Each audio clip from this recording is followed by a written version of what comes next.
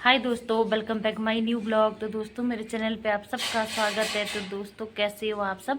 I hope आप सब अच्छे होंगे, मैं भी अच्छी हूँ। तो दोस्तों पोंटा में हो रखी भगवत कथा शुरू, तो मैं आज जा रही हूँ वहाँ पे। तो आपको वीडियो में दिखाती हूँ कि भागवत कथा कहाँ है, कैसे है, मैं आपको वीडियो में दिखाती हूँ।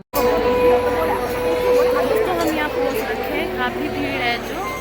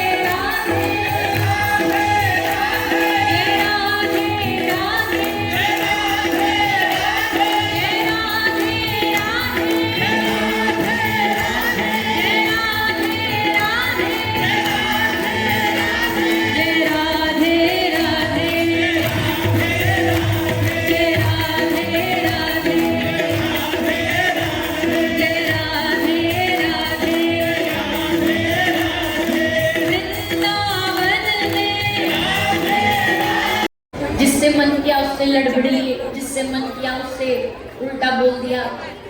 सब लोग कहेंगे अरे भाई हम तो बढ़िया बोलते हैं और ये उल्टा एकदम हम पे चढ़े जाता है। क्योंकि इच्छा में बाधा होने से क्रोध उत्पन्न होता, गुस्सा उत्पन्न होता, और गुस्सा फिर कहीं भी निकलता। हमने आधे से ज्यादा लोग तो बैठे बैठे गाली दे रहे, उस बेचारे को पता ही नहीं कि हुआ। ये क्रोध है, ये फ्रस्ट्रेशन है। आदमी अपना क्रोध कहीं ना कहीं निकालता है। हम कहते हैं कि जैसे कोई व्यक्ति ऑफिस गया तो ऑफिस में लेट पहुंचा, बॉस ने डांट लगा दिया। बॉस से तो लड़ नहीं सकता, बॉस पे तो गुस्सा उतार नहीं सकता, कलीग्स पे भी नहीं उतार सकता, तो पूरे दिन का गुस्सा भरा रहेगा। वापस आएगा तो ट्रैफिक लाइट पे गुस्सा उतारेगा, रेड हो गई तो उसी पे हॉर्न बजाता रहेगा। फिर घर आएगा, दरवाजा खुलेगा, धर्म पत्नी जी आएंगी, वो बड़े खुश होके आती हैं कि चलो जी एजी ओजी आ गए ऑफिस से, तो बड़ी खुश होकर दरवाजा खोलती है, उनको बिठाती है, विराजमान करती है, फिर पूछती है बताइए क्या खाएंगे, क्या पिएंगे, चाय पिएंगे, कॉफी पिएंगे। तो गुस्से में अब पूरा गुस्सा काम करेगा।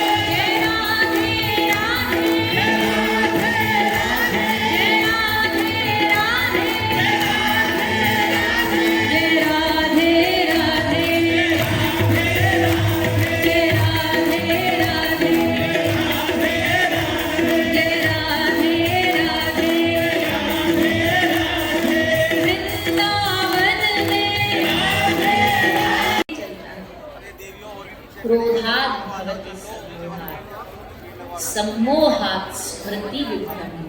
गुस्से से क्या होता है? गुस्से से स्मृति विभ्रम, यानी कि हमारी जो स्मृति है ना, याददाश्त की शक्ति है, जो हमारी मेमोरी वो क्षीण होती चली जाती है। गुस्सा क्या करता है? हमारी स्मृति का नाश करता है, और स्मृति का नाश होने से बुद्धि का नाश होता है, बुद्धि का नाश होने से बुद्धि नाशात् प्रणश्यति। बुद्धि गई तो मतलब फिर डॉक्टरों के पास उसको घोषित कर दिया जाता है। आप कहाँ से शुरू हुई? विषयों का ध्यान और विषयों का संग करने से। जब आप विषयों से दूर होकर के जब भगवत रसिक जनों का संग करने लग जाओगे तो भी आपके मन में इच्छा पैदा तो होगी, पर अब इच्छा संसारिक नहीं होगी। अब इच्छा क्या होगी? वृंदावन चले जाएं। अब इच्छा क्या होगी? ठाकुर जी को पालें। अब इच्छा क्या होगी? भगवान की प्राप्ति कैसे हो, कृष्ण दर्शन लालसा, ये इच्छा पैदा होगी। और ये इच्छा नाश नहीं करती, ये इच्छा जीवन को बनाती। ऐसी इच्छा को भगवान सबके हृदय में पैदा करते, ऐसी इच्छा को जीवन का निर्माण करते। जो भी हमारे दिमाग में संशय होते हैं, जो भी हमारे दिमाग में नकारात्मकता होती है, उसका इलाज करता है। और अगर 7 दिन कथा सुन के भी अभी भी माइंड कंफ्यूज है, अभी भी दिमाग में संशय है, तो इसका मतलब है सुनाने वाले ने कुछ गड़बड़ करी है या सुनने वाले ने कुछ गड़बड़ करी, कुछ तो गड़बड़ हुई है बीच में। 7 दिन कथा सुना दी और एक बाबा थे, वो गांव में राम कथा करने गए। तो बाबा ने खूब 9 दिन तक राम कथा करी और रोज बोलते थे राम जैसा देव नहीं और रावण जैसा दैत्य नहीं। रोज ये कथा सुनाते थे, राम जैसा देव नहीं, रावण जैसा दैत्य नहीं। पूरे 9 दिन कथा सुनाई, बाबा जी चले गए। उसके बाद पूरा गांव बड़ी अच्छी कथा, बड़ी अच्छी कथा। क्या बोले, क्या सुनाया? बोले रावण जैसा देव नहीं और राम जैसा दैत्य नहीं। ये सुनाया बाबा जी, बड़ी सुंदर बात सुनाई। तो बाबा जी का जो भी किया धराया सब उन्होंने मिट्टी में मिला दिया। खैर, आप सब, हम वैसे तो हर जगह श्रोताओं पढ़ाई करते ही हैं, क्योंकि करनी ही चाहिए, क्योंकि उन्होंने हमें 7 दिन झेला, ये भी बड़ी बात है। पर सचमुच वास्तविकता, और वैसे तो हम कहते ही हैं कि जहाँ हम जाते हैं भागवत जी को लेकर, भागवत उसे वृंदावन बना देती है। पर वास्तविकता में पोटा में ऐसा ही लगा कि सब लोग 7 दिन वृंदावन में ही बैठे हैं, खूब आनंद के साथ। इतने सारे युवा, इतने सारे बालक, और जितने युवा यहाँ बैठे ना कथा सुनने, भैया हम आप सबसे हाथ जोड़ करके निवेदन करते हैं, यही जीवन है। जितना इसको आनंद ले लोगे ना, इसी में आनंद है, इसी में मौज है। वरना तो संसार है, संसार में हर जगह क्लेश, विपत्तियां, जीवन का ह्रास, पूरे जीवन का विनाश ही। वैसे बनेगी ये सत्संग और भगवान का नाम आपका सहायक बने, आपका सहारा बने।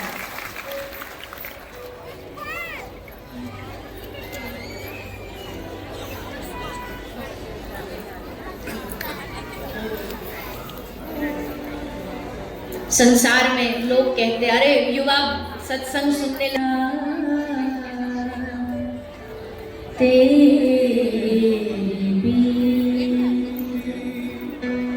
जात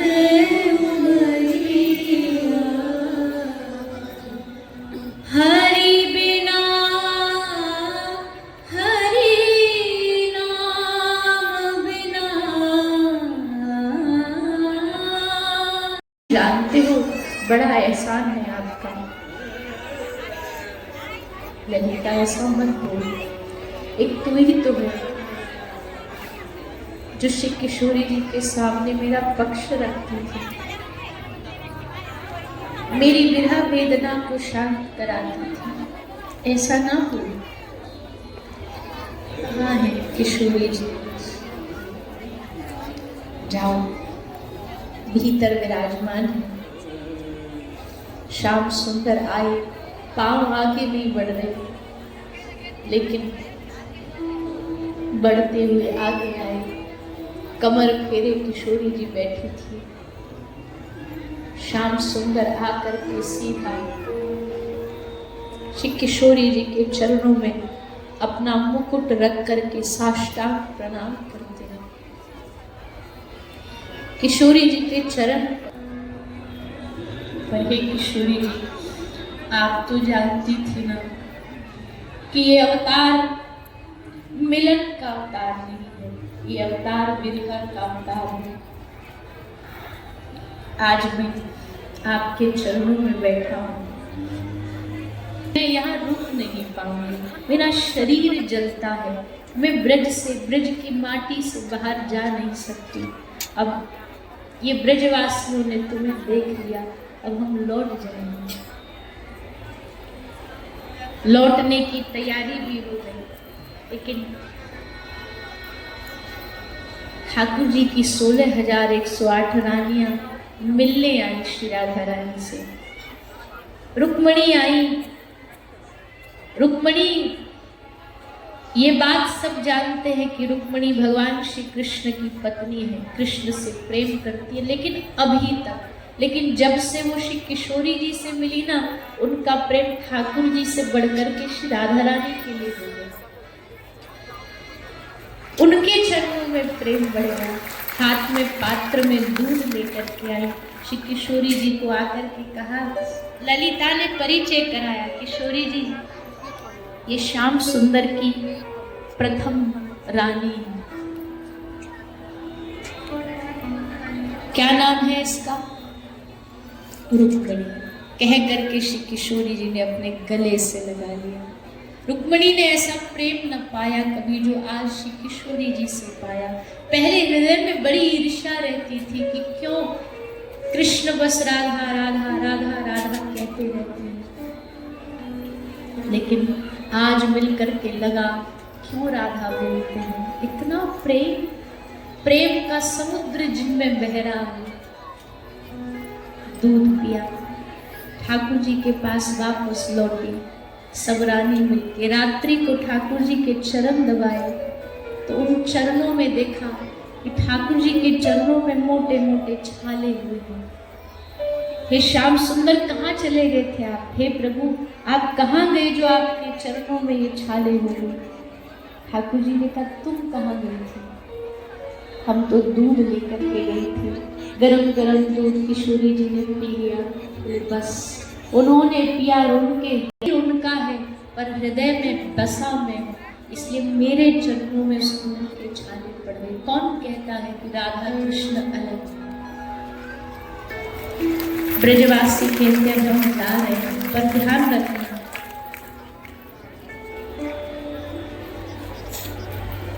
लौट के कब आओ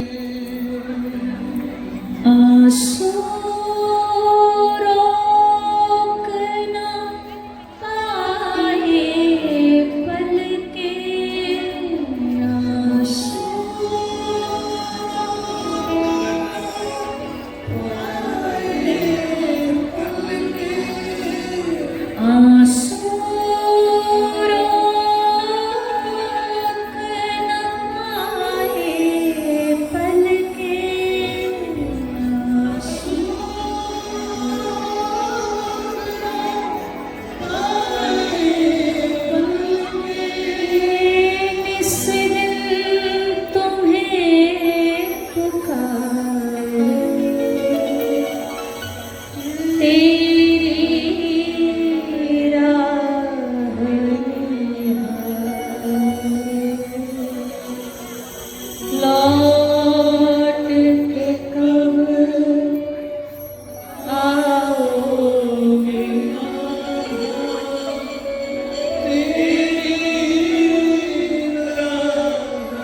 जानते हो, बड़ा एहसान है आपका। ललिता, ऐसा मत बोल, एक तू ही तो है जो श्री किशोरी जी के सामने मेरा पक्ष रखती थी, मेरी विरह वेदना को शांत कराती थी। ऐसा ना हो। कहाँ है किशोरी जी? जाओ, भीतर विराजमान है। श्याम सुंदर आए, पांव आगे नहीं बढ़ रहे, लेकिन बढ़ते हुए आगे आए। कमर फेरे किशोरी जी बैठी थी। श्याम सुंदर आकर के सीधा श्री किशोरी जी के चरणों में अपना मुकुट रख करके साष्टांग प्रणाम करते हैं। किशोरी जी के चरण रुक नहीं पाऊंगी, मेरा शरीर जलता है, मैं ब्रज से, ब्रज की माटी से बाहर जा नहीं सकती। अब ये ब्रजवासियों ने तुम्हें देख लिया, अब हम लौट जाएंगे। लौटने की तैयारी भी हो गई, लेकिन ठाकुर जी की 16,108 रानियां मिलने आई श्री राधा रानी से। रुक्मणी आई। रुक्मणी, ये बात सब जानते हैं कि रुक्मणी भगवान श्री कृष्ण की पत्नी है, कृष्ण से प्रेम करती है, लेकिन अभी तक, लेकिन जब से वो श्री किशोरी जी से मिली ना, उनका प्रेम ठाकुर जी से बढ़कर के श्री राधा रानी के लिए हो गया। उनके चरणों में प्रेम बढ़ गया। हाथ में पात्र में दूध लेकर के आई, श्री किशोरी जी को आकर के कहा, ललिता ने परिचय कराया, किशोरी जी ये श्याम सुंदर की प्रथम रानी है। क्या नाम है इसका? रुक्मणी। कह करके श्री किशोरी जी ने अपने गले से लगा लिया। रुक्मणी ने ऐसा प्रेम न पाया कभी जो आज श्री किशोरी जी से पाया। पहले हृदय में बड़ी ईर्ष्या रहती थी कि क्यों कृष्ण बस राधा राधा राधा राधा कहते रहते हैं, लेकिन आज मिलकर के लगा क्यों राधा बोलते हैं। इतना प्रेम, प्रेम का समुद्र जिनमें बह रहा है। दूध पिया, ठाकुर जी के पास वापस लौटी, सब रानी मिलके रात्रि को ठाकुर जी के चरण दबाए, तो उन चरणों में देखा कि ठाकुर जी के चरणों में मोटे मोटे छाले हुए हैं। हे श्याम सुंदर, कहाँ चले गए थे आप? हे प्रभु, आप कहाँ गए जो आपके चरणों में ये छाले हुए? ठाकुर जी ने कहा, तुम कहाँ गए थे? हम तो दूध लेकर के गए थे। गरम गरम दूध किशोरी जी ने पी लिया। बस उन्होंने पिया, उनका है, पर हृदय में बसा में, इसलिए मेरे चरणों में उस दूध के छाले पड़ गए। कौन कहता है कि राधा कृष्ण अलग? ब्रजवासी कहते हैं हम जा रहे हैं, पर ध्यान रखना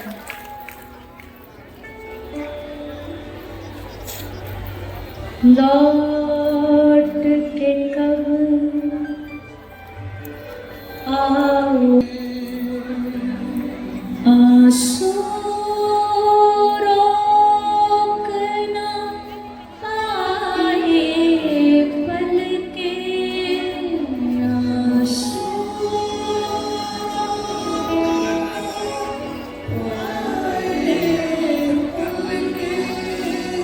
आंसू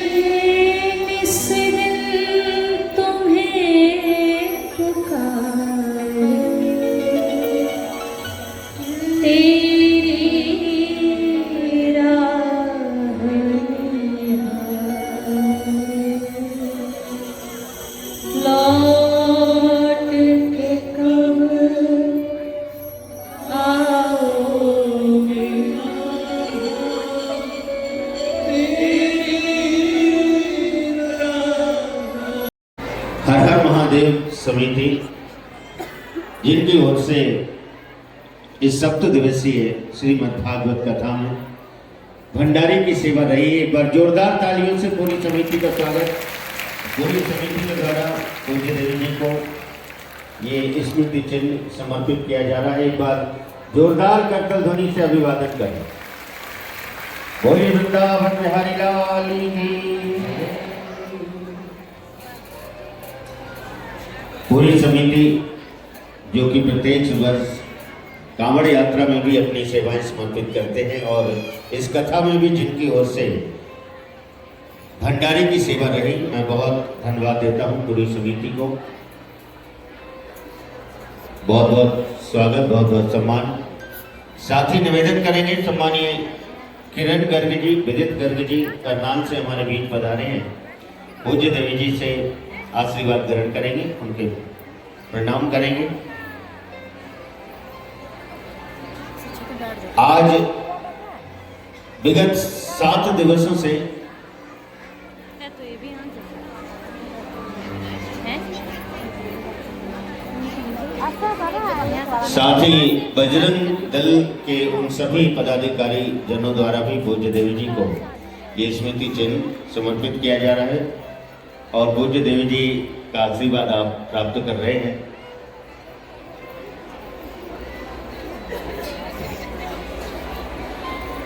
साथ ही बीकानेर मिष्ठान भंडार और गुप्ता स्वीट्स की ओर से भी 56 भोग के साथ साथ प्रसाद की आदि की व्यवस्था की गई और निःशुल्क समर्पित किया गया, सेवा की गई। इसके लिए जोरदार तालियां।